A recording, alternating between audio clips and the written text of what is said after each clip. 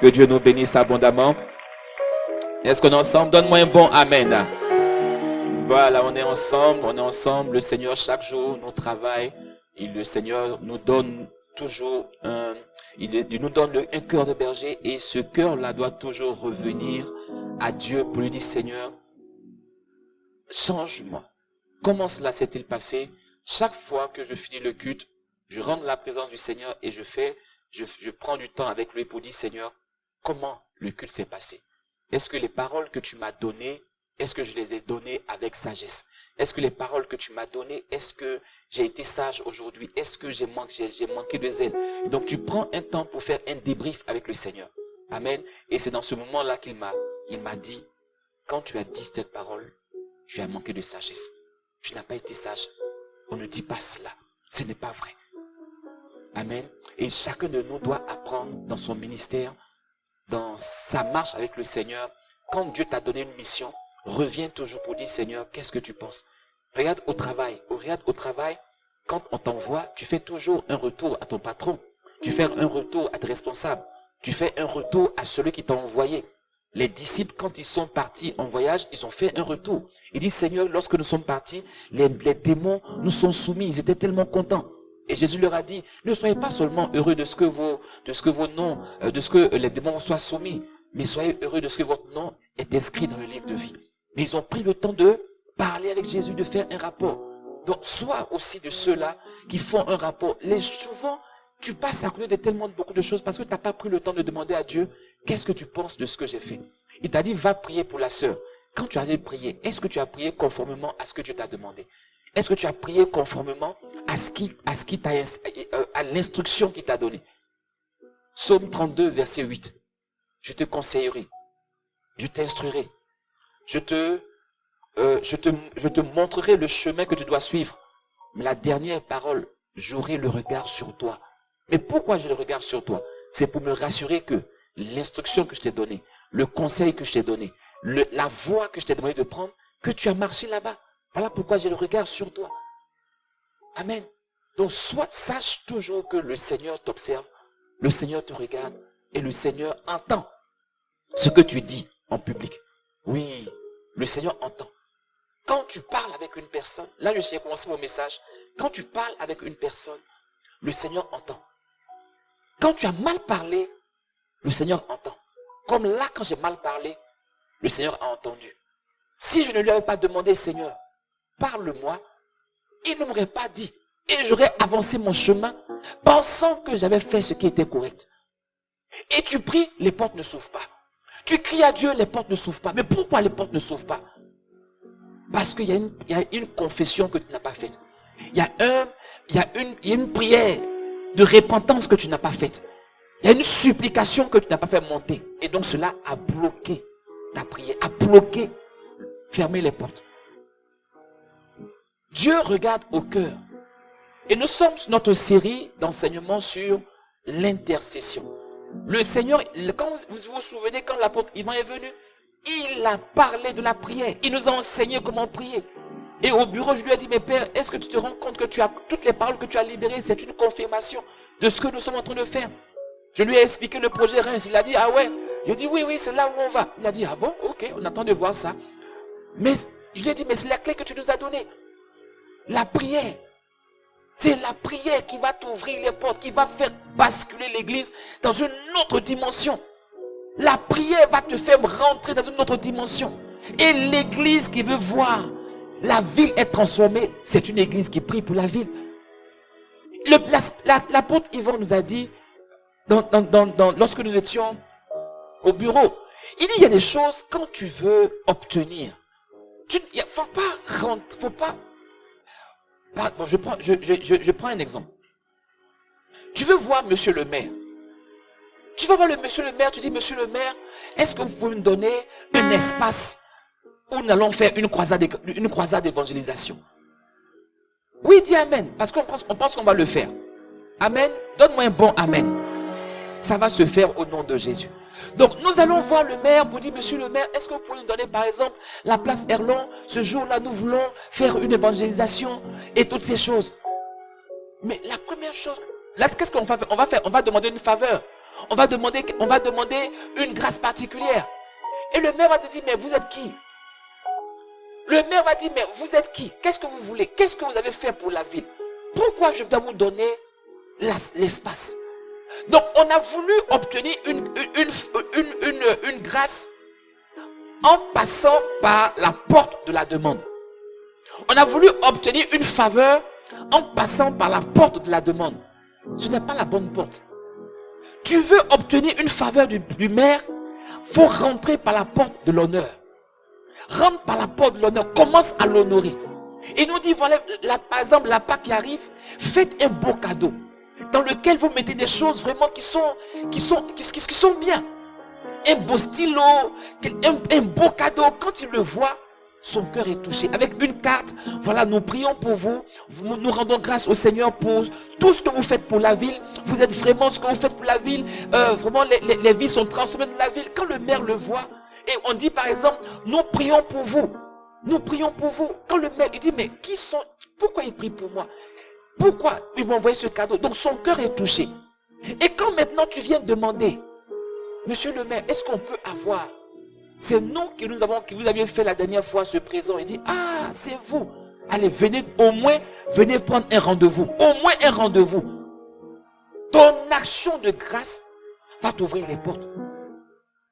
Le cœur avec lequel tu t'approches de Dieu va t'ouvrir les portes. Et un cœur d'intercesseur, c'est un cœur qui est pur. C'est un cœur qui recherche toujours l'honneur de Dieu. Il veut que nous soyons cette église-là qui apprenons à honorer Dieu. La prière honore Dieu. Dieu ne peut pas manifester sa grâce sans que tu n'aies prié. Une église qui veut percer, c'est une église qui se met dans la présence de Dieu, qui dit, Seigneur, nous ne pouvons rien faire sans toi. Il faut que tu viennes nous aider. Il faut que tu nous propulses. Et donc pendant les trois prochains mois, nous allons retranscrire toutes les paroles prophétiques libérées par son serviteur l'apôtre Yvan, et nous allons prier sur cette base-là. C'est aussi honorer la parole prophétique. C'est aussi honorer. C'est dire que nous croyons en ce qui a été dit. C'est dire que nous croyons que ce qui a été dit, c'est poussé par l'Esprit. Selon qu'il est écrit que ce n'est pas par la force humaine qu'une parole prophétique a été libérée. Mais c'est poussé par l'Esprit que des hommes saints ont parlé de la part de Dieu. C'est poussé par l'Esprit qu'il est venu. Poussé par l'Esprit qu'il a libéré des paroles. Poussé par l'Esprit qu'il a prié afin que le ciel soit ouvert pour que la grâce descende sur son église. Il nous a dit, vous êtes en train de préparer une méga church. Une méga church. Amen. Vous êtes en train de préparer une méga church. Et c'est ce qui va se faire. J'ai la ferme conviction que cet endroit va s'adhérer très petit. J'ai la conviction. Mais pour cela, c'est la prière d'intercession qui va ouvrir le boulevard. Afin que toutes les paroles qui sont suspendues viennent et s'abattent sur nous et nous fassent avancer.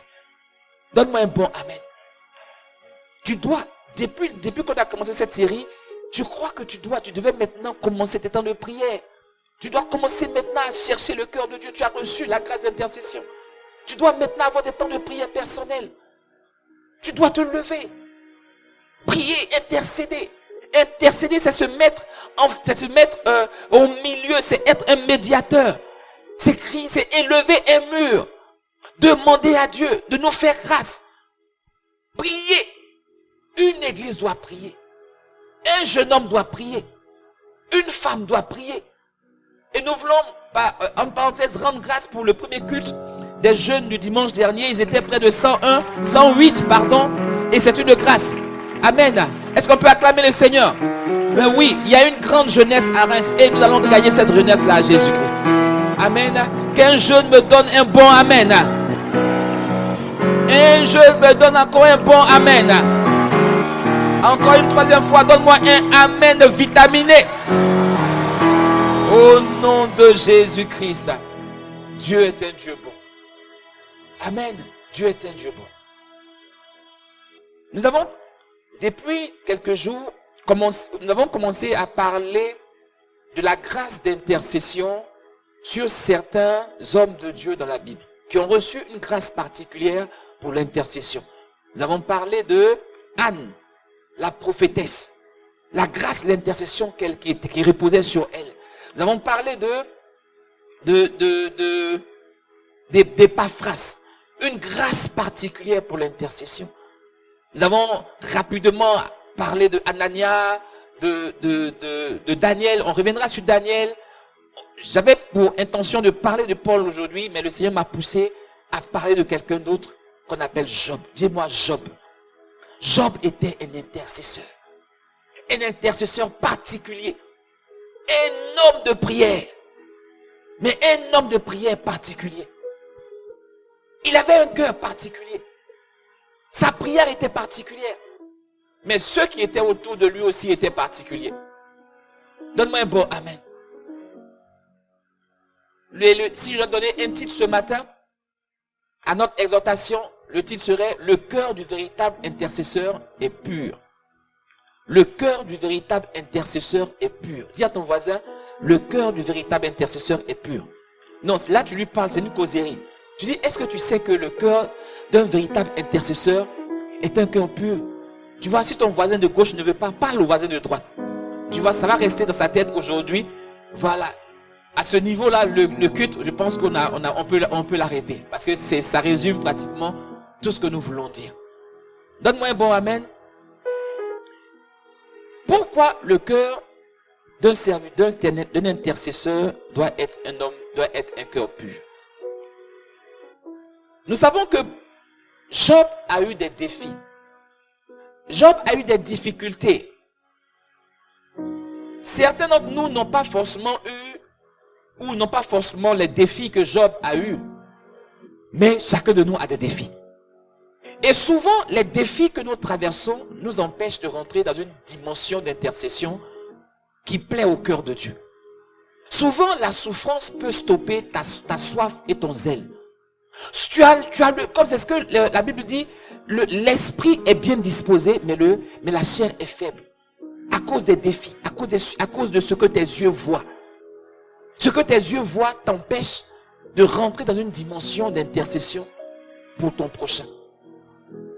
Job a connu des défis pendant 9 mois. Toutes les difficultés que Job a eues dans la Bible, c'était pendant 9 mois. Dis avec moi 9 mois. Mais quand tu lis, tu as l'impression que ça faisait une éternité. Tu as l'impression que vraiment c'était mais 9 mois, c'est pas une mince affaire. Et quand il a connu ces défis, il a été entouré par ses amis qui l'ont accablé. Je peux dire que la seule chose de bon que ses amis ont fait, c'est quand ils sont venus et qu'ils se sont assis auprès de lui pendant 7 jours, sans manger, sans boire.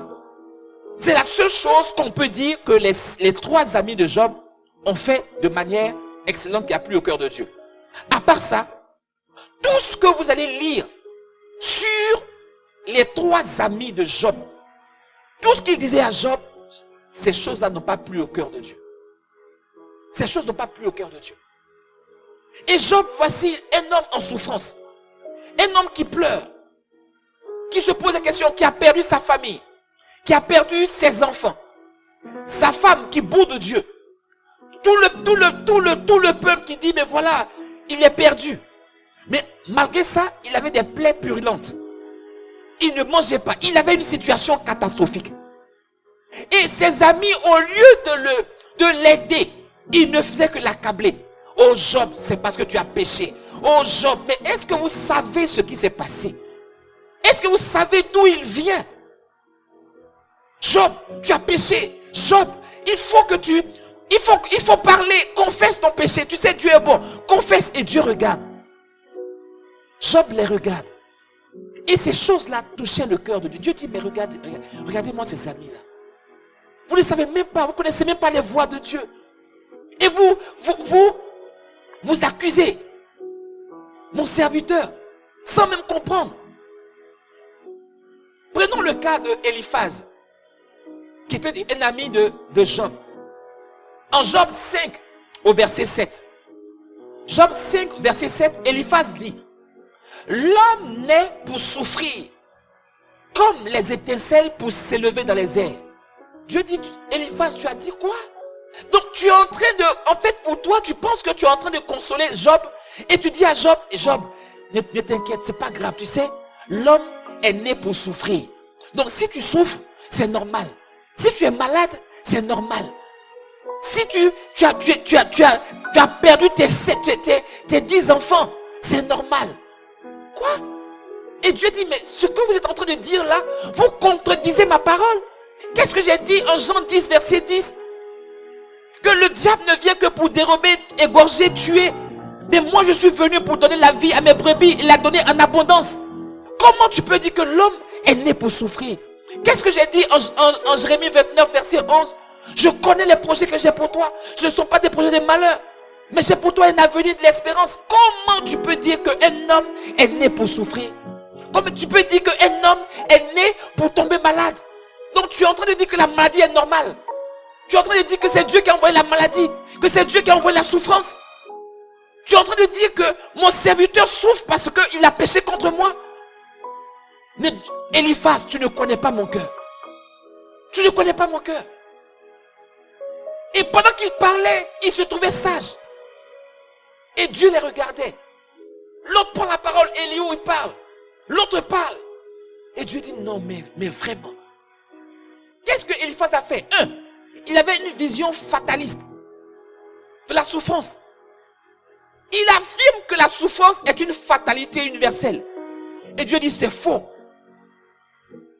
Tu vois, souvent quand tu vas consoler tes amis, fais attention à ce que tu dis. Dis à ton voisin, fais attention. Parce que Dieu veille. Quand tu quittes chez toi et que tu dis, je vais consoler une personne qui traverse des difficultés, fais attention parce que Dieu t'entend. Dieu t'écoute.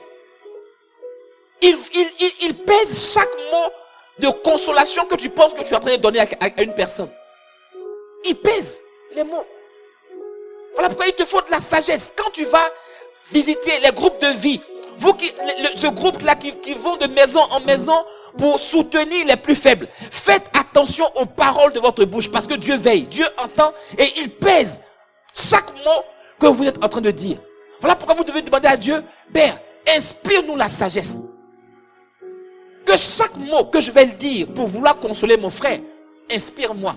Voilà pourquoi fais simplement cette prière qui est en Ésaïe 50, c'est celle-là que je fais régulièrement. Seigneur, donne-moi une langue aiguisée afin que je sache soutenir par la parole celui qui est abattu. Tu vas rendre visite à quelqu'un, Seigneur, il souffre, elle souffre, mais s'il te plaît, donne-moi une langue bien exercée afin que je sache soutenir celui qui est abattu, que je sache soutenir par la parole. Parce que ta parole peut détruire. Eliphaz avait une mauvaise compréhension du rôle de la souffrance. C'est vrai que la souffrance peut faire partie de l'expérience qu'un homme peut vivre. Mais la Bible nous enseigne que Dieu veut restaurer l'homme et non le condamner. Donc tu ne peux pas dire que c'est normal de souffrir. Dieu veut restaurer celui qui souffre. Donc toi tu lui dis tu souffres, il faut accepter. Or Dieu dit moi je veux le secourir. Ésaïe 61, verset 1 à 3. L'Esprit du Seigneur l'Éternel est sur moi. Il m'a oint pour guérir ceux qui ont le cœur brisé. Toi tu vas lui dire qu'il faut accepter la souffrance, que la souffrance est normale. L'Esprit du Seigneur l'Éternel est sur moi. Il m'a oint pour porter de bonnes nouvelles. Donc quand tu vas rendre visite aux gens, dis Seigneur, que ma langue soit porteuse d'une bonne nouvelle. Quand je vais rendre visite avec une personne, Seigneur, accorde-moi la grâce. Tu m'as oint pour guérir celui qui a le cœur brisé. Que mes paroles aident à guérir celui qui a le cœur brisé. Que chaque fois que je vais parler, que je sors de là, que ma parole le guérisse. Guérisse son cœur. Toi, tu arrives là, oui, tape ici, mangeons à loco, et puis voilà, tu sais, mon frère, tu sais que tu as péché, hein. Mais vraiment, on est venu, on est là, hein, je suis le pasteur, il faut confesser. Tu sais, la Bible dit que Dieu est juste et fidèle pour quoi? Pour oublier tous tes péchés. Hein, il faut confesser. Il est fidèle et juste. C'est ce que Dieu t'a dit de dire. Tu vas l'accabler au lieu de le réconforter. Il avait une mauvaise vision de la souffrance. Il avait une parole dure et injuste. Eliphaz n'a pas parlé sous l'inspiration de Dieu. Il avait une parole dure. Prends le temps de relire. Là maintenant que le Seigneur te parle. Prends maintenant de relire le livre de Job. Tout ce que les amis de Job disaient, c'était des paroles dures, des paroles pour accabler Job. Mais comment tu peux accabler un homme qui a tout perdu, qui est dans une situation aussi difficile? Là, je suis en train de te préparer pour te dire comment était le cœur de Job. Le cœur de l'intercesseur. Le cœur de l'intercesseur, quand les gens l'accablent. Ça peut être au niveau individuel de Job, mais ça peut être aussi au niveau de l'église, au niveau d'une famille, au niveau d'une maison, au niveau de ton couple. Parce que vous êtes marié, vous n'avez pas encore d'enfant, depuis 5 ans de mariage, voilà, tu es la sorcière. C'est parce que tu es sorcière que tu n'as pas eu d'enfant. Tu sais ce qui se passe là? Tu sais pourquoi Dieu n'a pas permis qu'elle ait d'enfant? Tu sais pourquoi Dieu n'a pas permis qu'il ait un enfant? Regarde, si tu n'as pas d'enfant, c'est parce que tu as fait beaucoup d'avortements. C'est ce que Dieu t'a dit.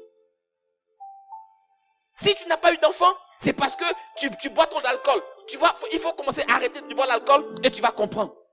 C'est ce que Dieu t'a dit. Et quand tu parles, Dieu dit, mais mince, qui j'ai envoyé là-bas? Il ne parle pas ma parole. Elle ne parle pas ma parole. C'est un accusateur qui, au lieu d'aider une personne à se relever, l'accuse. Même si elle a commis un péché que tu sais. La Bible dit que c'est l'esprit qui convainc de péché, de justice et de jugement. Laisse l'esprit la convaincre et laisse-la s'exposer et dire, voici ce que j'ai fait. Toi, prépare juste son cœur. L'esprit va la convaincre de dire ce qu'il y a à dire. Mais ne l'accable pas. Ne l'accable pas. Beaucoup ont lâché la main de Dieu parce qu'ils ont été accablés. Beaucoup ne viennent plus à l'église parce que l'église les a accusés. Que si tu es dans cette situation, c'est ton caractère. C'est toi. C'est toi. C'est toi. Et on pense les cajoler.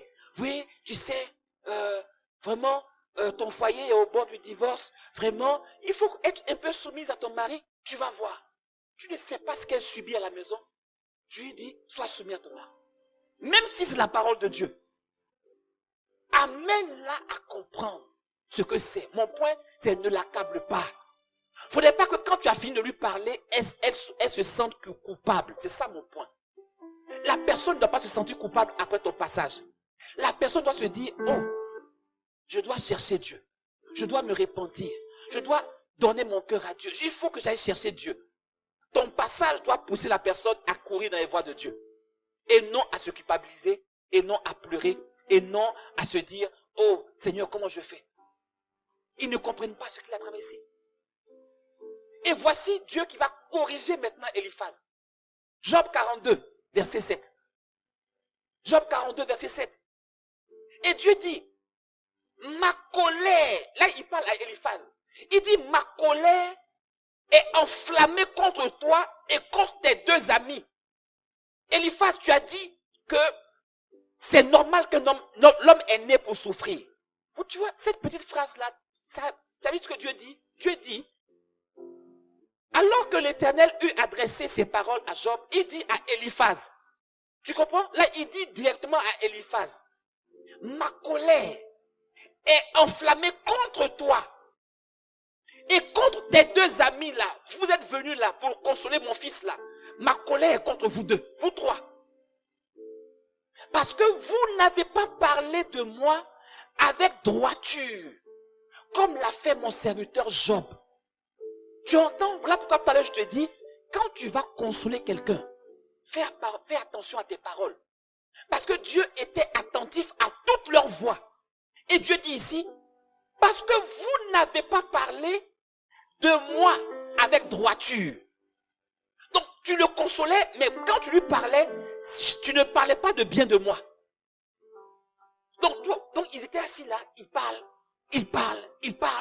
Et Dieu prend note. Il dit, mais ils sont en train de dire quoi là? L'homme souffre. Et vous ne parlez pas, vous pensez que vous le consolez. Vous êtes tellement illuminé. Vous êtes tellement rempli de la parole que vous le consolez. Mais Dieu considère ça, que vous n'avez pas parlé de moi avec droiture. Tes paroles n'étaient pas justes. Est-ce que tu peux mettre une autre version? La version, par exemple, parole de vie. Allons encore. Tu vois, là, il dit à Eliphaz, tu entends ce que Dieu dit? Je brûle de colère. Je brûle de colère. Donc, Dieu brûle de colère.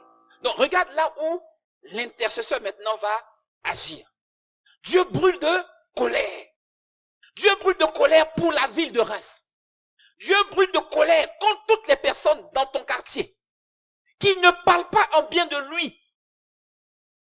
Dieu le voit en boîte de nuit. Les gens dansent, ils blasphèment le nom de Dieu. Dieu est en colère. Il n'est pas indifférent à tous ceux qui parlent mal de lui. Oh, éloigne-toi de moi avec des bondieuseries. Oh, Dieu n'existe pas. Dieu est en colère. Dieu est en colère contre une ville. Dieu est en colère. Il dit, je brûle de colère. Pourquoi je brûle de colère? Contre toi et contre tes deux amis. En effet, vous n'avez pas dit la vérité sur moi. Dans l'autre version, il a dit, vous n'avez pas parlé de moi avec droiture. Et là, il dit, vous n'avez pas dit la vérité sur moi comme mon serviteur Job qui souffre.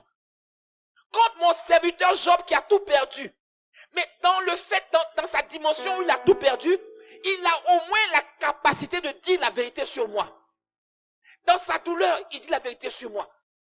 Dans ses pleurs, il dit la vérité sur moi. Mais vous deux là, vous trois, qui êtes venus le consoler, vous n'avez pas dit la vérité sur moi. Et cela ne m'a pas plu. Cela n'a pas plu à Dieu. Et dans la ville, il y a beaucoup de personnes comme ça. Dans nos quartiers, dans nos familles, ils parlent de Dieu pas avec droiture. Et le cœur de Dieu brûle. Peux-tu me mettre une dernière version, la version semeur, s'il te plaît? Tu vois? La version semeur va te dire quoi? Je suis très en colère. Waouh! Non, là, je prends le temps pour mieux te faire comprendre. La première version nous a dit, je suis en colère. La version parole de vie, je brûle de colère. Et cette version-là se meurt, je suis très en colère contre toi et tes deux amis.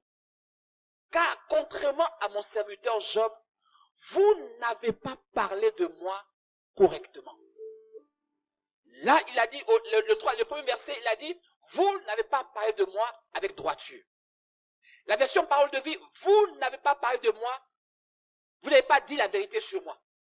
Et là, il dit, vous n'avez pas parlé de moi correctement. Donc, ça veut dire que ici, Dieu prend le soin d'observer, d'écouter.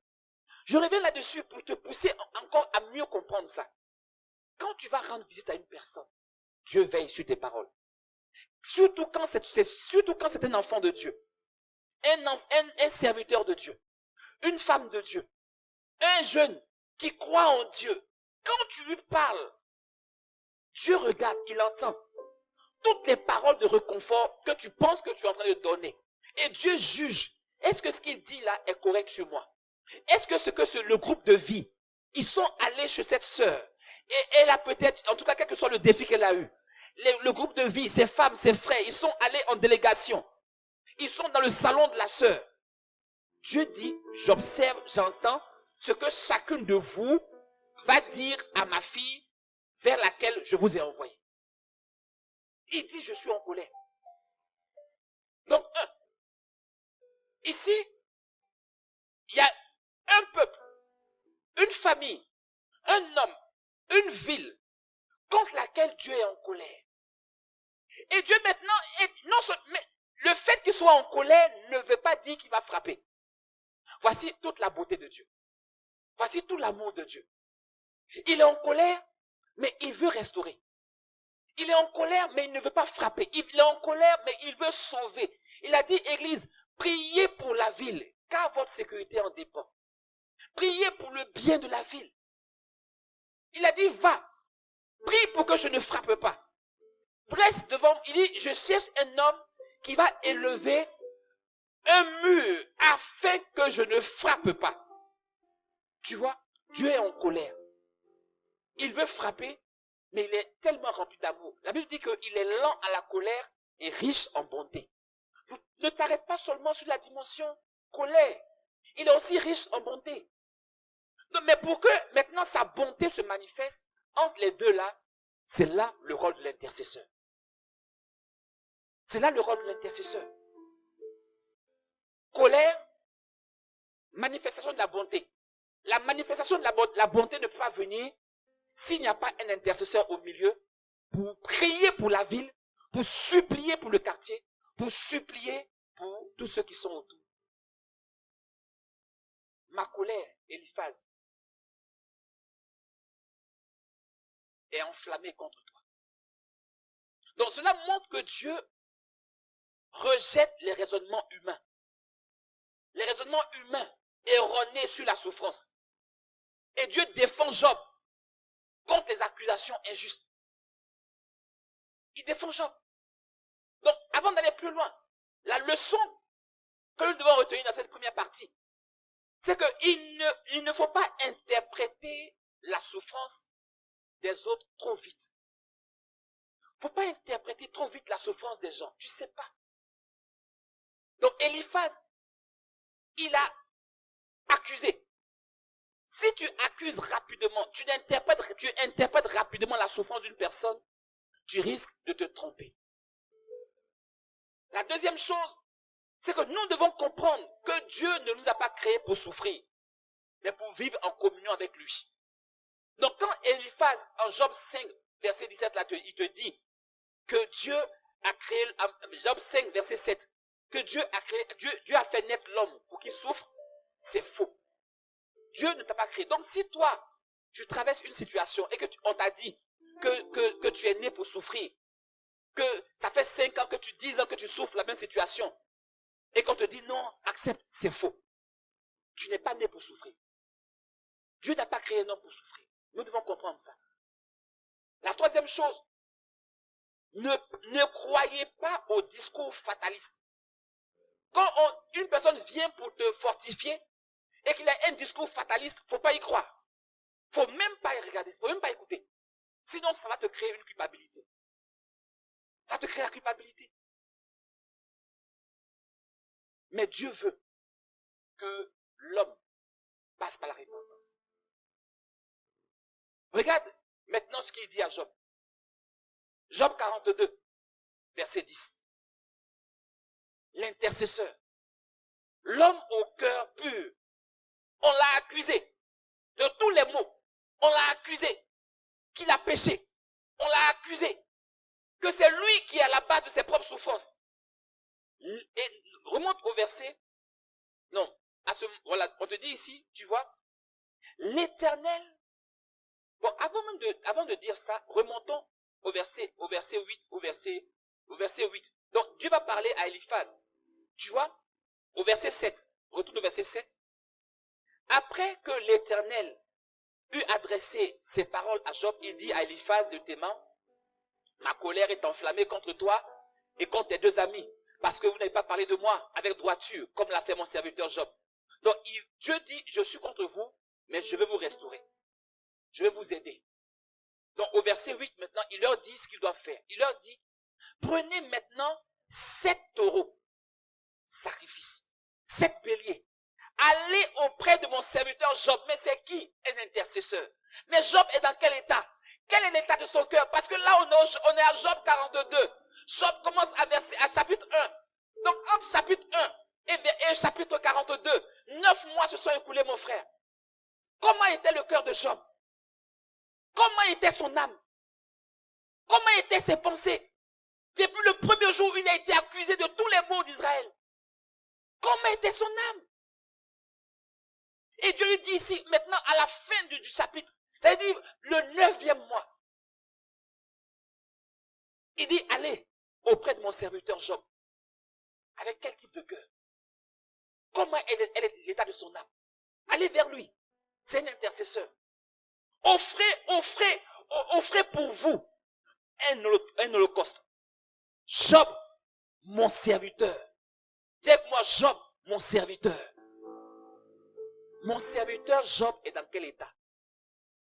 Dans quel état d'âme? Parce que depuis 9 mois, ses amis l'ont accusé, accusé, accusé et accusé.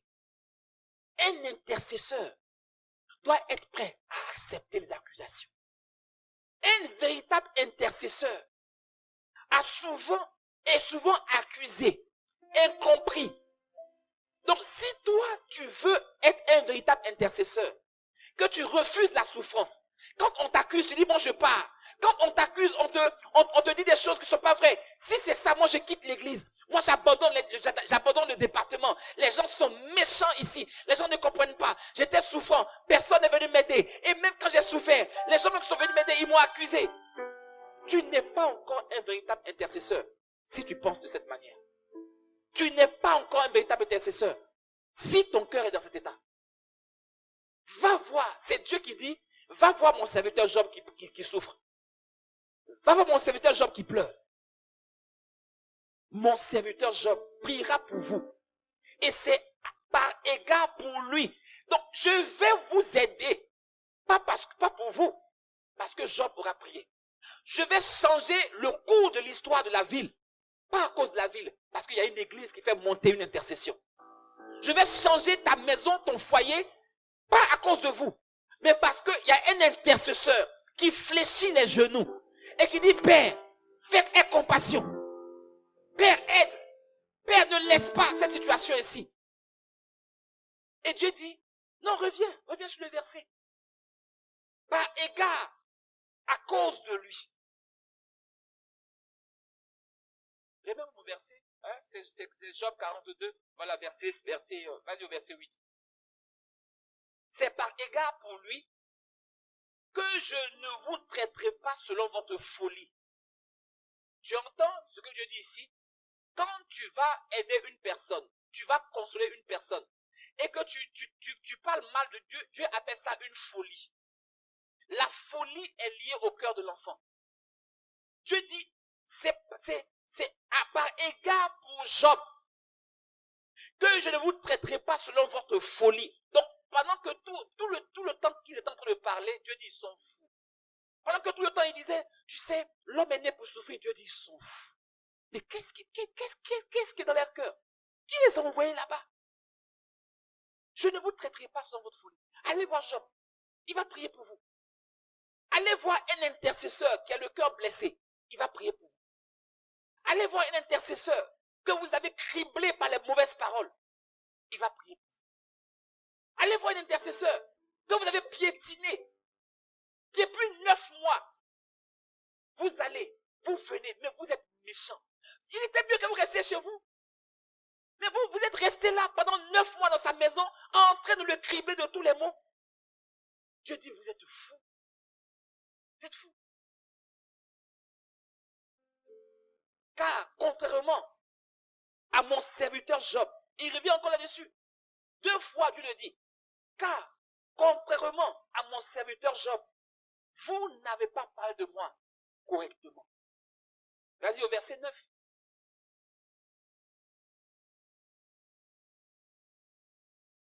Eliphaz de Théman, Bildad de Soua et Sophar de Naaman, avec leur nom compliqué, allèrent accomplir ce que l'Éternel leur avait demandé. Et l'Éternel eut égard à la prière de Job. L'Éternel eut égard à la prière de Job. Tu vois, Job a quand même prié. Job avait le cœur blessé, mais il a quand même prié. Il n'a pas regardé au mal qui lui a été fait. Il n'est pas resté. Ça, c'est le cœur d'un intercesseur. Une église, un homme, une femme qui veut être un intercesseur puissant doit avoir un cœur pur. La première chose que nous devons retenir de l'attitude de Job, c'est que Job était un intercesseur malgré sa douleur. L'église doit être une intercesseuse. Nous voulons être des intercesseurs de la maison du Seigneur. Les douleurs seront là. Mais Job était un intercesseur malgré sa douleur. Il a perdu sa famille. Je lui dis, prie pour eux. Il a perdu sa richesse. Dieu il dit prie pour eux. Mais comment Dieu? Moi je pense que toi tu m'as tout enlevé et tu me demandes maintenant de prier pour les autres. Mais Seigneur, il n'a pas eu l'attitude de Jonas. Il n'a pas dit Seigneur, regarde je souffre. Mais avant que je ne prie pour mes amis, rétablis-moi d'abord. Seigneur, regarde, j'ai perdu ma famille. Et tu me dis de prier pour les 3 gaillards qui sont là. Tu me dis de prier pour les 3 gaillards qui sont là, qui ne font que m'accuser depuis 9 mois. Mais moi, Seigneur, j'ai tout perdu. Cet intercesseur ne dit pas à Dieu, bénis-moi avant que je ne prie pour toi. Cet intercesseur ne dit pas, j'ai trop de douleur. Seigneur, d'abord, restaure-moi. Seigneur, je vais d'abord prendre 15 jours de jeûne de prière. Tu vas d'abord me restaurer, me retaper, me libérer. Après, maintenant, j'aurai la force pour aller prier pour les autres. Job n'a pas eu ça. Il n'a pas dit ça. Malgré sa douleur, Dieu lui a dit, va prier pour eux. Et la Bible dit, Dieu eut égard à la prière de Job. Dans sa douleur, il n'a jamais abandonné Dieu. Intercesseur, dans sa douleur, il n'a jamais abandonné Dieu. Malgré ses souffrances physiques, émotionnelles, il a continué à se tenir devant Dieu. Est-ce qu'on est ensemble? Il a continué à se tenir devant Dieu. Et tu dois apprendre à te tenir devant Dieu. Quels que soient les temps et les circonstances. Quels que soient les temps et les circonstances. Donc mon point ici, l'intercession ne doit pas dépendre de votre bien-être personnel. Église, ton intercession ne doit pas dépendre de ton bien-être personnel. Même dans l'épreuve, nous devons intercéder. Même dans l'épreuve, nous devons toujours chercher le cœur de Dieu. Parce qu'un véritable intercesseur ne se concentre pas sur ses blessures. C'est ça le point. Un véritable intercesseur ne se concentre pas sur ses blessures. Mais il se concentre sur la mission de la prière que Dieu lui a confiée. Donne-moi un bon amen. L'intercesseur doit s'appuyer sur ce que Dieu lui a dit de faire. La deuxième chose, je vais rapidement. Job est un intercesseur sans amertume ni rancune. Sans amertume. À aucun moment il a dit ici, Seigneur, je suis blessé parce que mes amis ont mal parlé de moi. Je suis blessé, Seigneur, regarde ce qu'ils ont dit sur moi. Un intercesseur sans amertume ni rancune. Ses amis, au lieu de le réconforter, ils l'ont accusé d'être coupable de ses propres erreurs. Ils l'ont accusé. Mais malgré ça, Dieu lui a dit, prie pour eux. Et il n'a pas dit au Seigneur, je suis blessé. Il n'a pas dit, Seigneur, je suis amer. Il n'a gardé ni rancune, ni amertume. Il a prié pour eux. Il a prié pour eux. Un intercesseur ne doit pas laisser l'offense l'éloigner de son rôle spirituel. Un intercesseur ne doit pas laisser l'offense l'empêcher de prier pour les autres. Est-ce que le Seigneur parle à une personne? Oui, l'offense peut venir dans ta mission d'intercession. L'offense peut frapper à ta porte. Mais tu dois laisser tomber l'offense pour t'appuyer sur la mission que le Seigneur t'a donnée. La prière pour les autres va briser la chaîne de l'amertume. C'est ça que tu dois comprendre. L'amertume peut être là. Mais dès que tu commences à prier pour les autres, la chaîne de l'amertume commence à être brisée. Et Dieu bénit ceux qui intercèdent avec un cœur pur. La troisième chose que nous devons apprendre, l'intercesseur qui se surpasse ne regarde pas l'offense. Il ne regarde pas l'offense. Il doit se surpasser. Se mettre au-dessus. Ok, ils m'ont offensé. Mais ce que Dieu me demande est plus grand. Ils m'ont offensé.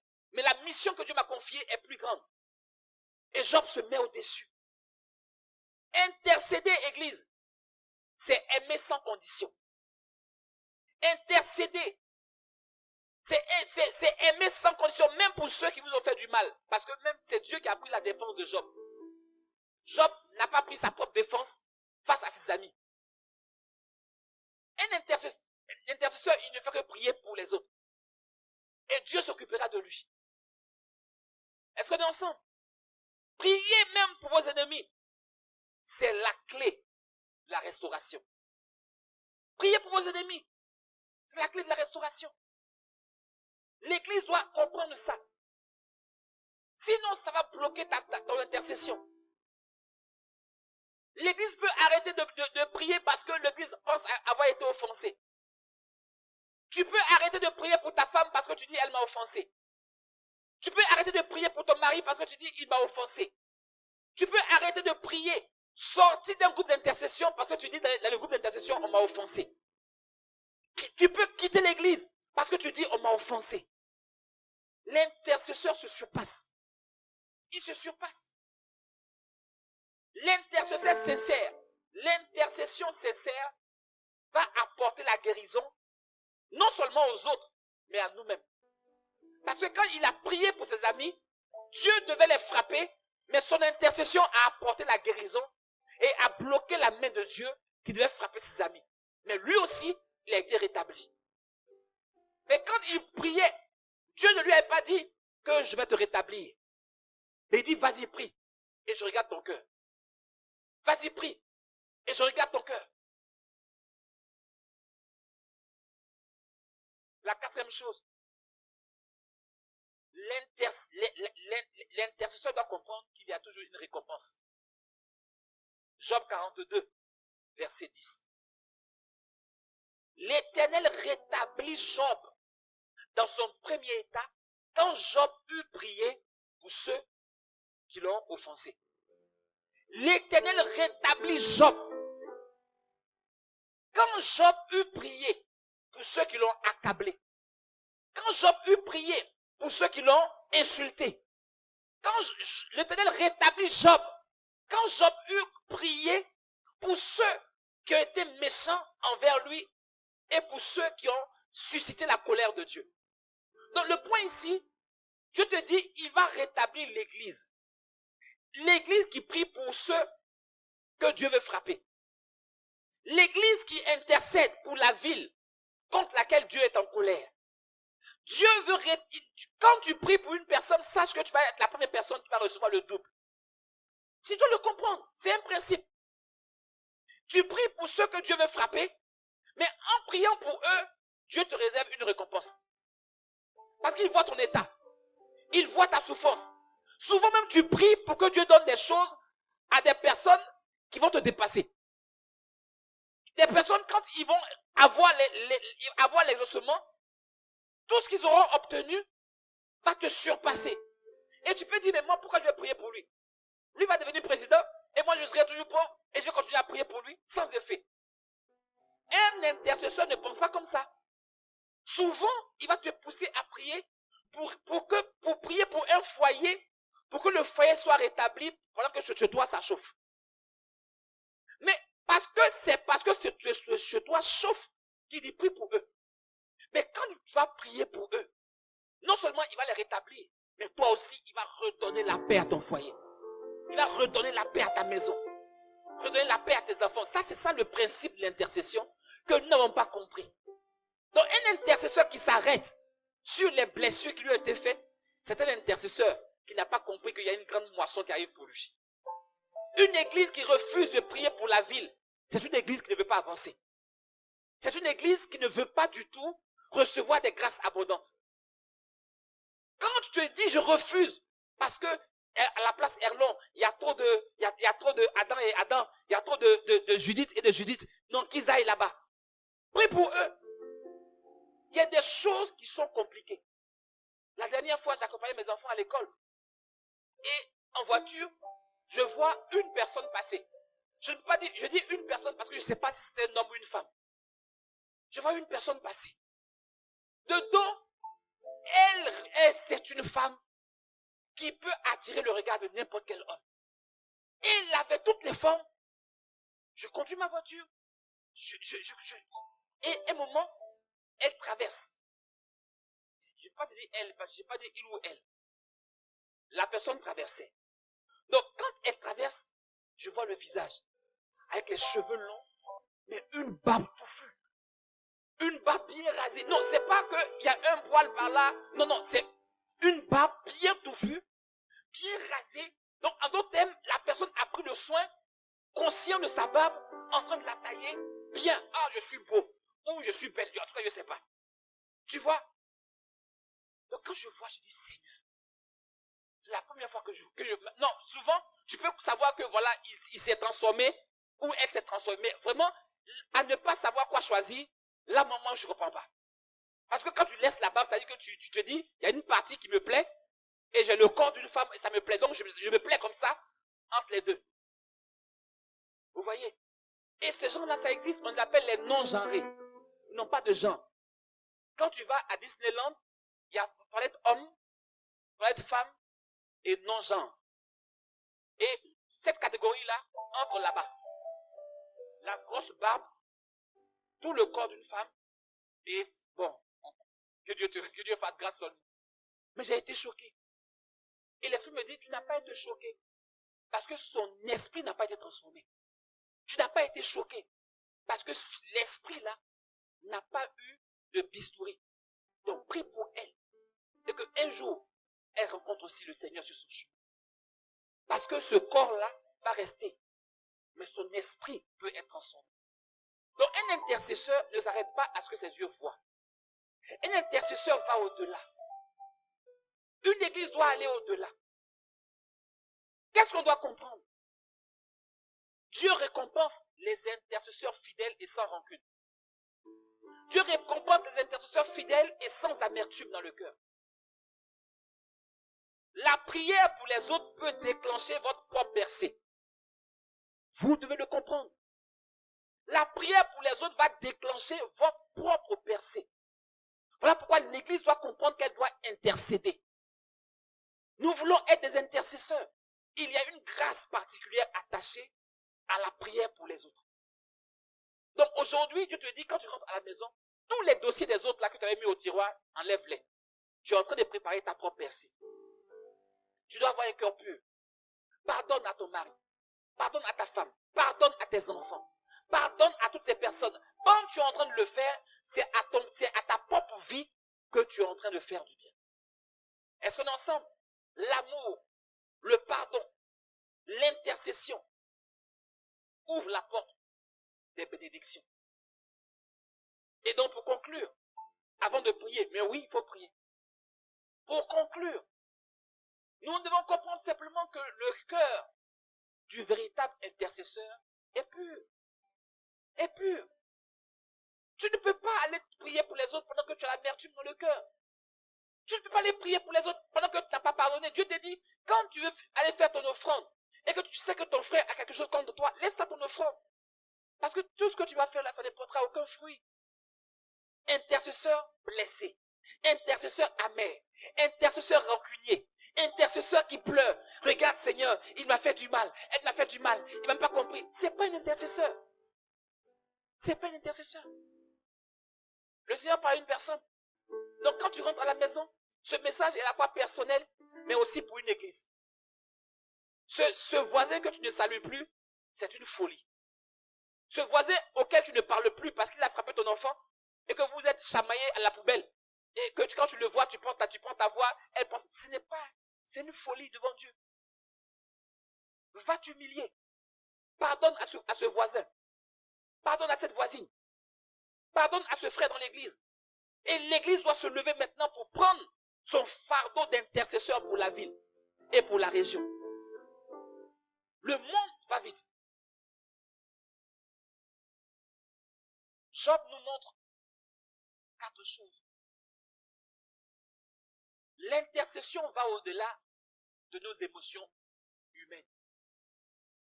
Un vrai intercesseur ne laisse pas sa douleur l'empêcher de prier. Point 1. Un intercesseur ne laisse pas sa douleur l'empêcher de prier. La deuxième chose, intercédez même pour ceux qui vous ont blessé. La troisième chose, ne garde ni rancune, ne garde ni colère dans ton cœur. Et la dernière chose, expérimente la restauration divine en bénissant les autres. Expérimente la restauration divine en bénissant les autres. Peux dire à ton voisin, expérimente, dis à ton voisin de gauche, dis-lui, expérimente la restauration divine en bénissant ceux qui sont autour de toi, en bénissant les autres. Dans le nom de Jésus-Christ, est-ce qu'on peut acclamer le Seigneur? Amen. Alors bien-aimés, on va se lever. On va prier. Mais oui, il faut prier pour demander au Seigneur de nous accorder cette grâce. Parce que bien-aimés, il faut reconnaître que c'est une grâce. Pendant 9 mois, il a été accablé. Pendant 9 mois, il a été touché dans son âme. Pendant 9 mois, il a eu tous ces colibés, ces choses. Donc toi, commence à prier. Commence à parler par l'esprit. Commence d'abord par te repentir. Si le Seigneur t'a parlé, tu connais ton cœur. Tu sais les personnes que tu gardes dans ton cœur. Tu sais les personnes que tu gardes enfermées. Tu connais l'état de ton âme. Tu sais comment sont tes pensées. Alors commence à parler au Seigneur. Le Seigneur t'a dit beaucoup de choses. Le Seigneur est en colère. Il veut frapper. Mais il cherche un intercesseur pour stopper sa main. Il cherche un intercesseur qui dit non Seigneur, ne frappe pas. Pardonne à ma femme. Pardonne à mon mari. Pardonne à mon voisin. Pardonne à la ville. Pardonne à tous ceux, Père, qui nous ont offensés. Ne laisse pas. Même pardonne au pasteur. Pardonne à toutes les personnes qui t'ont fait du mal. Et toi, sache que par ton intercession, tu vas recevoir toi-même une restauration. Par ton intercession, tu vas toi-même être restauré. Prier pour ceux qui t'ont fait du mal, c'est d'abord toi-même recevoir ta propre grâce. Alors commence par élever la voix. Oh Shama Mamaya, le véritable intercesseur est celui qui a le cœur pur. Sheke Belebo Sayadaba. Oh Dieu, crée en moi un cœur pur. Tout commence par là. Tout commence par là. Oh Dieu, crée en moi un cœur pur. Renouvelle en moi. C'est la base pour intercéder.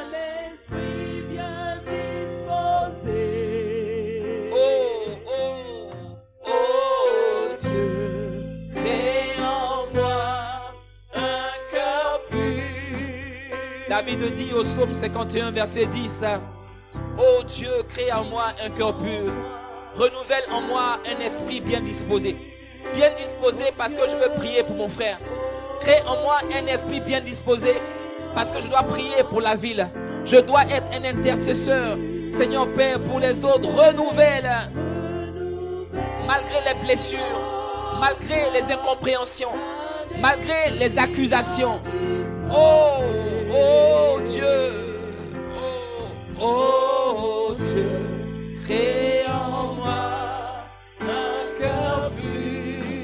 Dis-le encore, oh Dieu, crée en moi. Mets la main sur le cœur. Mets la main sur le cœur et dis, oh Dieu, crée en moi un cœur pur. Crée en moi un cœur pur. Renouvelle. Accorde-moi la grâce de pardonner. Guéris-moi des blessures dans mon âme. Parce que j'ai été blessé, j'ai refusé de prier pour mon frère. Parce que j'ai été blessé, j'ai abandonné le ministère.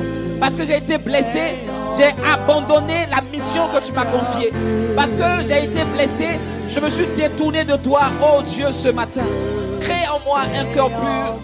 Renouvelle-moi, guéris-moi de l'intérieur. Enlève les ronces, les épines, toutes ces choses à l'intérieur de moi qui ne te plaisent pas. Alors dis-lui, Seigneur, renouvelle-moi. Remets-moi en selle. Je dois aller prier pour ma propre survie. Prier pour les autres, c'est ma propre survie. Prier pour les autres, c'est ma propre survie. Oh, je vois des foyers réconciliés. Je vois des foyers réconciliés. Des foyers réconciliés. Alors, tu vas répéter après moi. Seigneur, purifie mon cœur de toute amertume, de toute rancune et de toute colère.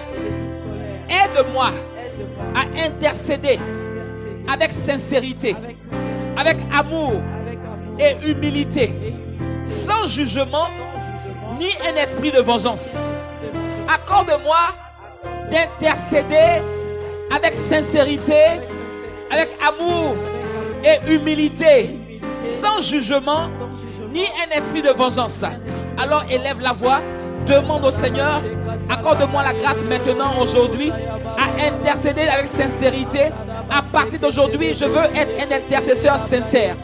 Oui, je veux être une intercesseuse sincère. Oui, je veux intercéder avec amour. Je veux intercéder avec humilité. Je veux intercéder sans jugement.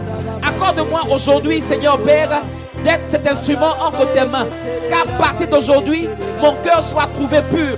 Qu'à partir d'aujourd'hui, mon cœur soit trouvé pur. Et que je sois un intercesseur, Père, au cœur pur devant toi. Oh, dans le nom de Jésus-Christ, nous avons prié. Deuxième point de prière. Nous allons prier pour intercéder, même pour ceux qui nous ont blessés. Le premier point, nous avons prié pour demander à Dieu un cœur pur et sans amertume. Le deuxième point, nous allons prier pour demander à Dieu la grâce d'intercéder même pour ceux qui nous ont blessés. Il est dit en Matthieu 5 au verset 44, aimez vos ennemis, bénissez ceux qui vous maudissent, faites du bien à ceux qui vous haïssent et priez pour ceux qui vous maltraitent et qui vous persécutent, comme les amis de Job l'ont maltraité et persécuté. Alors tu vas dire avec moi, Seigneur, comme Job, donne-moi la force de prier pour ceux qui m'ont offensé.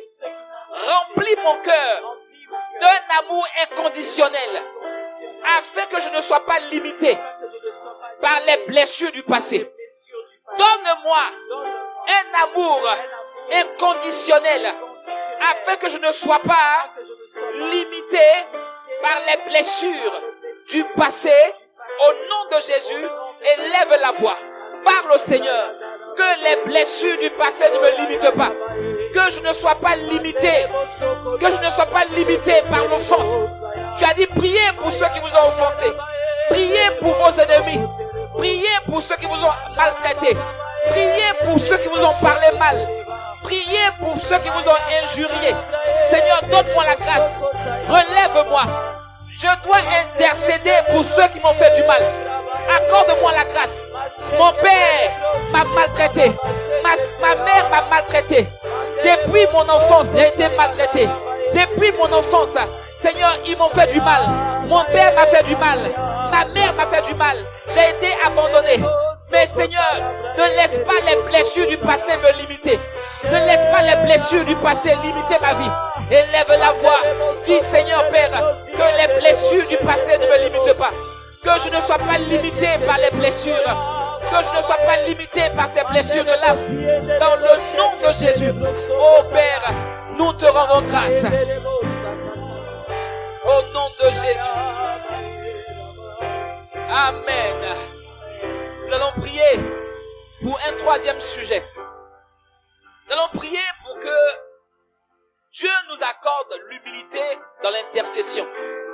Il a fallu l'humilité à Job pour prier pour ses amis. Il souffrait, mais il a fallu l'humilité pour dire Seigneur, malgré ma souffrance, je ne regarderai pas à cela. Tu as dit de prier, je vais prier. Tu as dit de prier, je vais le faire. Un intercesseur doit être humble. Alors, il est écrit en Jacques 4, verset 6. Dieu résiste aux orgueilleux, mais il fait grâce aux humbles. L'orgueil peut t'empêcher de prier. L'orgueil peut te faire repousser les autres. Mais il te faut l'humilité pour venir, malgré ta blessure, malgré l'offense, venir dans la présence de Dieu, te mettre à genoux et prier pour celui qui t'a offensé. Ton mari t'a abandonné avec les enfants. Prie pour lui. Tu as été abandonné, mère seule avec les enfants. Et il est là-bas avec d'autres personnes. Prie pour lui. Dieu va te restaurer. Ta propre restauration commence par la prière pour ceux qui t'ont offensé. Ne laisse pas l'amertume t'empêcher de prier pour eux. C'est ta propre survie. Alors tu vas dire avec moi, Seigneur, aide-moi à intercéder avec humilité, sans me sentir supérieur aux autres. Que mon intercession ne soit jamais motivée par l'orgueil, mais par un amour sincère et un désir de te voir manifester ta volonté. Père, accorde-moi la grâce de prier sans jugement, mais avec humilité, sans orgueil. Élève la voix, demande à Dieu. Seigneur, tu résistes aux orgueilleux et tu fais grâce aux humbles. Fais grâce à une église. Fais-nous grâce. Ne me laisse pas orgueilleux. Ne me laisse pas orgueilleux. Fais-moi passer. Ne me laisse pas regarder, Seigneur Père, aux blessures. Donne-moi l'humilité. L'humilité de venir devant toi, Seigneur. L'humilité de me prosterner. Ne laisse pas le cœur rempli d'amertume. Non, tu vas rater le coach. Ne laisse pas le cœur lourd. Ne laisse pas ton cœur lourd. Ça va te bloquer. Ça va bloquer la bénédiction. Ne laisse pas ton cœur lourd. Dis, Seigneur, donne-moi ton humilité. Je dois libérer mon cœur afin de prier pour les autres. Je dois libérer mon cœur. Oh Seigneur Père.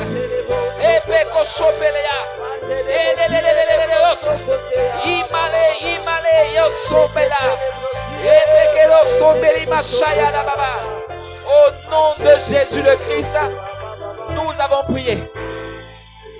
Nous allons prendre un autre sujet de prière, un quatrième point. Prier pour être un intercesseur compatissant. Un intercesseur compatissant. La Bible déclare que Jésus, lorsqu'il les voyait, son cœur était rempli de compassion. Il était ému de compassion et c'est parce qu'il avait la compassion qu'il partait aider les autres. Une église qui veut intercéder doit être remplie de compassion. Si tu veux prier pour les autres, ton cœur doit être rempli de compassion. Parce que la personne qui t'a fait souffrir, elle est aussi esclave. Elle ne sait pas ce qu'elle fait. Elle est aussi esclave des œuvres qu'elle a accomplies. Et toi, tu ne sais pas. Tu t'arrêtes. Tu as entendu ce que Dieu a dit. Il a dit à Eliphaz et ses amis, c'est de la folie ce que vous avez dit. Vous êtes fous. Quand vous parlez de cette manière, c'est de la folie. Donc ceux qui t'ont blessé marchent dans la folie, ils ne savent pas. Ils marchent dans la folie de leur cœur, mais ils ne savent pas. Ton cœur doit être rempli de compassion pour ceux qui t'ont fait du mal, afin que tu puisses prier pour eux avec efficacité. Il est dit en Galates 6 au verset 2. Galates 6 au verset 2. Portez les fardeaux les uns des autres et vous accomplirez ainsi la loi de Christ. Vous accomplirez ainsi la loi de Christ parce que vous portez les fardeaux des uns et des autres. Alors tu vas dire avec moi, Seigneur, mets dans mon cœur, mets en moi un cœur compatissant. Apprends-moi à ressentir les douleurs des autres et à prier avec sincérité et engagement pour leur restauration. Accorde-moi à prier avec sincérité et avec engagement pour leur restauration. Au nom de Jésus, élève la voix. Dis, Seigneur, donne-moi la force de prier avec zèle pour mon frère. Donne-moi la force de prier avec zèle, de prier avec puissance, de prier avec compassion, de prier avec un cœur, Seigneur Père, qui ne reste pas attaché aux offenses. Fortifie-moi, fortifie-moi, fortifie-moi. Je dois prier avec zèle et courage. Je dois prier avec zèle et courage. Je dois prier avec zèle et détermination. Je dois prier avec un cœur zélé. Donne-moi la force à partir d'aujourd'hui. Donne-moi de me lever. Même, Seigneur Père, pour ceux qui m'ont offensé, de prier avec un cœur engagé. Avec un cœur engagé. Avec un cœur engagé. Fais-moi passer au-dessus. Fais-moi aller de l'avant. Donne-moi d'avoir ce cœur-là. Dans le nom de Jésus le Christ, nous avons prié. Nous allons prendre encore. Il nous reste encore 6 points de prière. Bien aimé, il faut prier. Il faut prier. Amen. Le 5e point de prière. Nous allons prier pour intercéder avec foi et persévérance. Parce que tu peux prier comme ça une fois et t'arrêter. Mais tu dois prier avec persévérance. Tu dois prier de manière persévérante jusqu'à ce que leur situation change. Jusqu'à ce que la situation là du pays change. La situation de la ville change. La situation de ton mari change. De ta femme change. Ce n'est pas une seule prière. Mais c'est prier non seulement avec foi, mais aussi avec persévérance. Je crois que Dieu va le faire quand je prie, mais je continue de faire jusqu'à ce que je vois les miracles. La Bible déclare que Dieu a eu égard à la prière de Job. Donc ça veut dire que Job a prié jusqu'à ce qu'il sente que Dieu l'a exaucé. Job a prié jusqu'à ce qu'il sente que Dieu a exaucé sa prière pour que ses amis soient pardonnés. Jacques 5, verset 16. Jacques 5, verset 16. La prière fervente du juste est d'une grande efficacité. La prière fervente du juste est d'une grande efficacité. Et tu vas dire avec moi, Seigneur, fortifie ma foi pour que je prie avec persévérance. Même quand les réponses tardent, aide-moi à croire fermement à ta puissance pour agir. Aide-moi à croire que tu le feras. Aide-moi à croire et à persévérer dans la prière. Car tu as dit, ne vous lassez pas de faire le bien. Alors élève la voix. Dis, Seigneur, accorde-moi la grâce. Est-ce qu'il y a un intercesseur? Prie avec foi. La prière fervente du juste est d'une grande efficacité. Prie avec persévérance. Dis, Seigneur, accorde-moi la grâce d'être un intercesseur. Accorde-moi la grâce de prier avec persévérance. Accorde-moi la grâce de continuer à faire le bien. De continuer à faire ce qui est bien. Donne à l'église la force de continuer à faire ce qui est bien. Ne me laisse pas prier une seule fois, mais fais-moi prier tout le temps. Fais-moi prier régulièrement. Fais-moi prier de manière assidue. Fais-moi prier avec diligence. Fais-moi prier, Seigneur Père, nuit et jour. Je ne cesse de prier. Nuit et jour, je ne cesse de combattre jusqu'à ce que la prière change. Dans le nom de Jésus-Christ, nous avons prié. Nous allons prendre un autre sujet de prière. La Bible dit en Job 42 au verset 10, l'Éternel rétablit Job dans son premier état quand il eut prié pour ses amis. Alors nous allons prier pour avoir une intercession qui attire la faveur de Dieu. Job a prié et quand il a prié, la faveur de Dieu est venue et l'a rétabli. Donc il y a des intercessions qui attirent la faveur de Dieu et des intercessions qui attirent la grâce. Alors tu as dit, Seigneur, dis avec moi, Seigneur, bénis-moi lorsque je prie pour les autres. Que mon intercession ouvre les cieux, non seulement pour eux, mais aussi pour moi, selon ta justice et ta miséricorde. Au nom de Jésus, élève la voix, demande au Seigneur de prier jusqu'à ce que sa faveur descende. Je demande le type d'intercession qui attire la faveur. Le type d'intercession qui attire la faveur. Qui attire la faveur. Quand Job eut prié, le Seigneur l'exauça. Il y a un type de prière qui attire la faveur. Accorde-moi la grâce de prier que le ciel soit ouvert. Quand je prie, que le ciel s'ouvre, non seulement pour ceux pour lesquels je prie, mais aussi pour moi. Seigneur, accorde-moi la grâce de prier jusqu'à voir le ciel ouvert. À prier jusqu'à ce que je vois le ciel ouvert. Dans le nom de Jésus, nous avons prié. Priez pour ne pas accuser ou condamner les autres. Lorsque Eliphaz est allé pour consoler, il a accusé au lieu de prier. Et Dieu dit en Matthieu 7, verset 1, ne jugez point, afin que vous ne soyez point jugés. Ne jugez point, afin que vous ne soyez point jugés. Un intercesseur ne juge point les autres. Un intercesseur, selon le cœur de Dieu, il ne juge pas. Ne jugez point, afin que vous ne soyez point jugés. Alors tu vas prier avec moi, tu vas dire, Seigneur, garde-moi de juger ceux qui souffrent. Aide-moi à intercéder sans accusation, sans un esprit critique, mais avec amour et compréhension. Avec amour et compréhension. Demande-le au Seigneur. Prie le Seigneur. Tu as dit, Seigneur, en Ésaïe 50, verset 4, donne-moi une langue aiguisée, afin que je sache soutenir par la parole celui qui est abattu. Donne-moi, Seigneur, une langue aiguisée, afin que je sache soutenir par la parole celui qui est abattu. Alors, Seigneur, fais-moi grâce. Fais-moi grâce. Dans le nom de Jésus-Christ, nous avons prié. Donne-moi un bon Amen. Amen et Amen. Alors, lève les mains. Je vais prier pour toi. Les barosia. Eke balo sobele kashaya baba. Libalanos, parle par l'esprit. Rabakabalea. Lepra usubele kataya. Lepra usoa. Oh Père, regarde ses mains levées. En signe d'abandon. En signe d'humilité. Un cœur qui dit, Seigneur, j'ai besoin de ta grâce. J'ai besoin de la grâce de Job.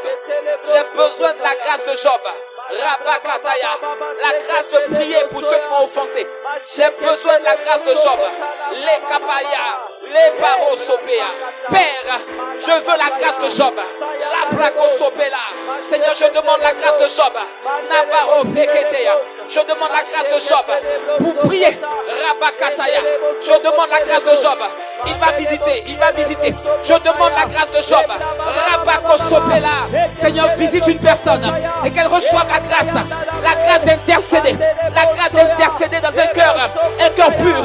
Libère ce cœur de l'amertume, libère ce cœur de la colère, libère ce cœur. Reçois cette grâce au nom de Jésus. Reçois cette grâce, reçois cette grâce, reçois cette grâce.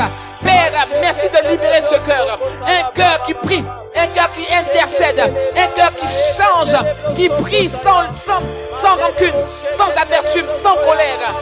Garde ce cœur-là, remplis ce vide, remplis ce cœur, remplis ce cœur, remplis ce cœur, remplis ce cœur, dans le nom de Jésus-Christ. Père, je te rends grâce pour ton Église.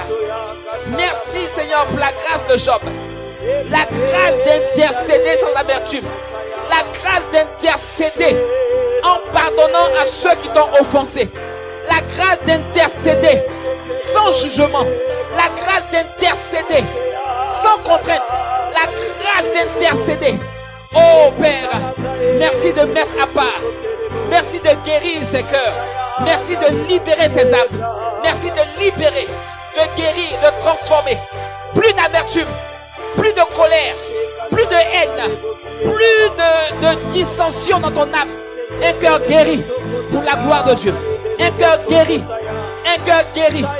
Un foyer restauré, une maison restaurée pour la gloire de Dieu. Dans le nom de Jésus-Christ, est-ce que tu peux donner un bon Amen au Seigneur? Crier un bon Amen à Jésus. Acclame le Seigneur qui te permet de devenir un intercesseur au cœur pur. Un intercesseur, oui, au cœur pur. Dans le nom de Jésus-Christ, nous avons prié. Amen. Alors, bien-aimé, je t'encourage à revenir sur cette exhortation. Tu vas voir ton foyer restauré. C'est la clé de la percée. Amen. Tu vas voir ta maison restaurée. Amen. Tu vas voir tes relations avec les autres restaurées. Amen. Tu as vu, Dieu a évité à Job d'être en colère avec ses amis. Si Job avait été restauré et qu'il n'avait pas pardonné à ses amis, Dieu avait compris qu'il fallait que le cœur de Job soit restauré afin qu'il reçoive la double portion. Job n'a pas eu la double portion par hasard. Il a fallu payer un prix. Le prix du pardon. Le prix de libérer son cœur de la colère. Le prix de libérer son cœur de la haine. On lui a fait du mal, mais il ne s'est pas arrêté. Parce que le mal qui lui a été fait, c'est pas lui qui a dit, on m'a fait du mal. C'est Dieu qui a dit, ce que vous avez fait n'est pas bon. Donc Dieu a vu que vous avez offensé mon serviteur. Mais malgré cela, l'intercesseur n'a pas accusé ses amis. Il n'a pas pleuré devant Dieu pour dire, Seigneur, regarde mes amis. Regarde-les.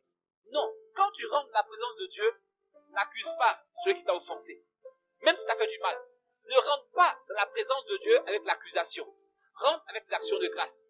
Rentre comme l'apôtre Yvan nous a enseigné. Il faut prier pour celui qui t'a fait du mal. Dis au Seigneur, il ne sait pas ce qu'il fait. Elle ne sait pas ce qu'il fait. On t'a blessé, prie pour la personne. C'est ce que Job a fait. Et quand Job l'a fait, il a vu sa vie changer. Il a vu sa famille restaurée. ses enfants. Il a perdu sa propre femme qui a dit maudit Dieu et meurt. Il a dû pardonner à sa femme. Et elle a eu encore 10 autres enfants. Donc de son ventre-là, 20 enfants sont sortis par la puissance de l'intercession et la puissance du pardon. Que Dieu t'accorde cette grâce. Que Dieu accorde cette grâce à l'église. Nous sommes bénis. Nous sommes arrivés au terme de notre culte de célébration. Alors nous ne pouvons pas rendre le micro si nous ne prenons pas le temps de donner l'opportunité à une personne de venir à Jésus-Christ et de s'abandonner entre les mains du Seigneur et dire au Seigneur, j'ai besoin, je veux t'accepter comme mon Seigneur et mon Sauveur personnel.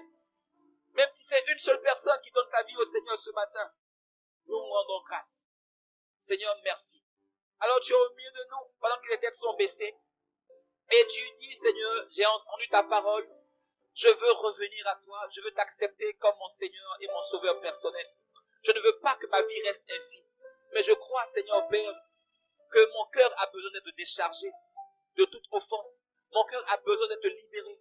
Je veux, Seigneur Père, abandonner ma vie passée, abandonner les blessures du passé et m'abandonner totalement entre tes mains. Alors, si c'est ton cas ce matin, peux-tu lever la main là où tu es? Tu veux accepter Jésus-Christ comme Seigneur et Sauveur? Tu veux que le Seigneur te prenne par la main et t'amener encore bien plus loin? Si tu es avec nous, n'aie pas honte. C'est un jour exceptionnel, un jour merveilleux. Alors je vois une main levée, c'est une grâce. Garde bien la main levée, garde bien la main levée. Je sais qu'il y a encore d'autres personnes.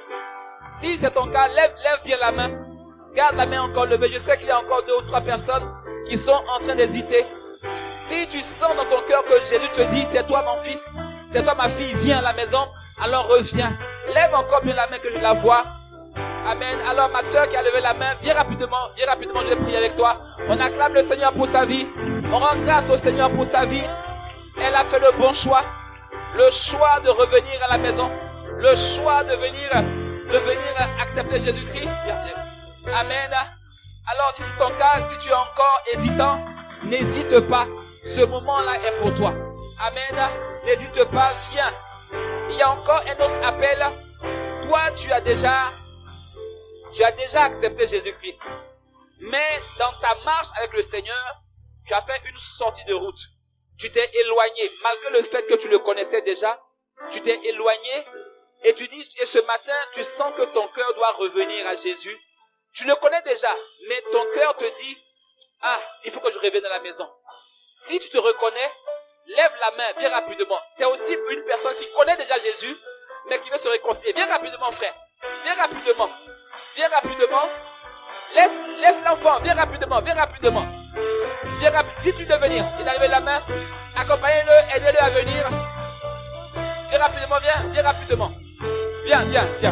Oui, viens. Amen. Voilà. Aidez-le à revenir. Aidez-les à tous ceux qui veulent se réconcilier, qui connaissaient déjà le Seigneur et qui disent aujourd'hui, je veux me réconcilier, je veux revenir à la maison. C'est une grâce. Amen. C'est une grâce exceptionnelle de revenir à la maison, de se réconcilier avec Jésus. Dieu veut t'amener encore bien plus loin.